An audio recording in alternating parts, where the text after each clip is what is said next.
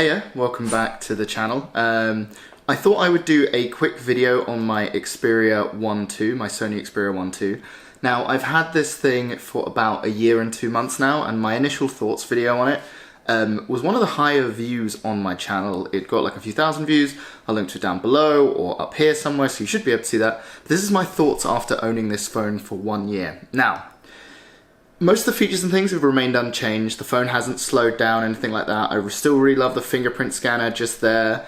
So overall, still a great phone. Now, there are a few things that I absolutely hate about this phone now, to the point where I'm getting to somewhere where I'm thinking of replacing it because it is just getting really annoying. So one of those is the battery life. So I don't know if you can see, focus camera, there you go.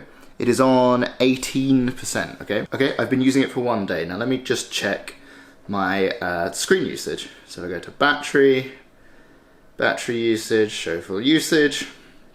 My screen on time today is 2 hours. And that's actually not that bad for this phone. I have had it at a point the other day where it was on half an hour of screen on time, and it was pretty much empty. So that is pretty bad. The battery life on this thing is dire.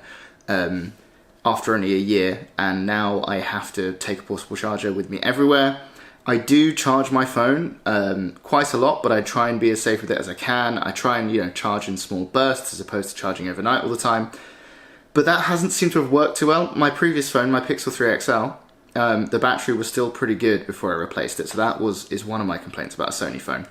One of the other ones I found after a year is that there's just not very many cases available.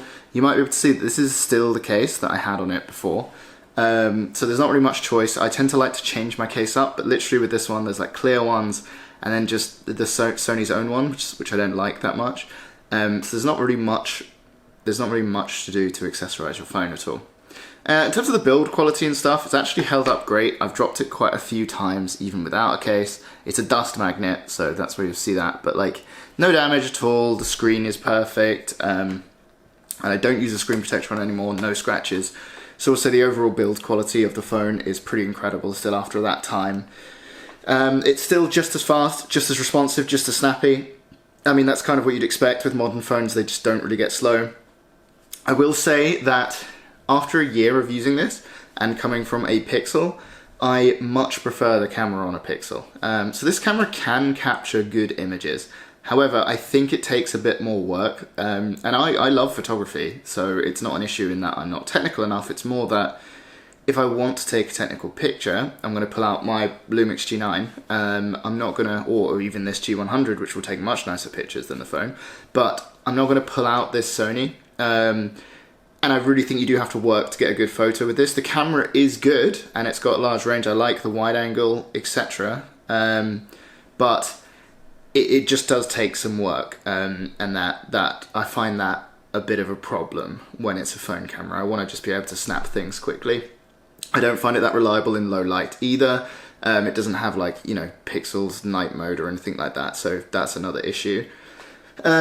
But the main one really for me, I think, is the battery life, and that's why I'm thinking of replacing this phone. I love that it has a headphone jack, and I do use that actually quite often. I forget my headphones, I just keep some wired ones in my bag, which I also use for my Switch.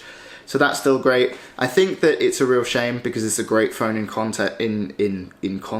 I love the aspect ratio, I love the screen, it looks incredible, like consuming content on here is great. I have to say something that I really wanted when buying this phone is dual front-facing speakers. Sound quality on here is still incredible, and it's something I definitely recommend for that purpose. I didn't want a quiet phone, so I'm not really sure what I'm going to go for from here. If you've got any suggestions for a phone, please leave a comment down below. But yeah, I think that, to be honest, this is probably going to be my last Sony phone for a while. They also sometimes push you ads in there, so when a new phone releases, you just get a notification with an ad for the new, the Xperia Pro or whatever, and that's really annoying.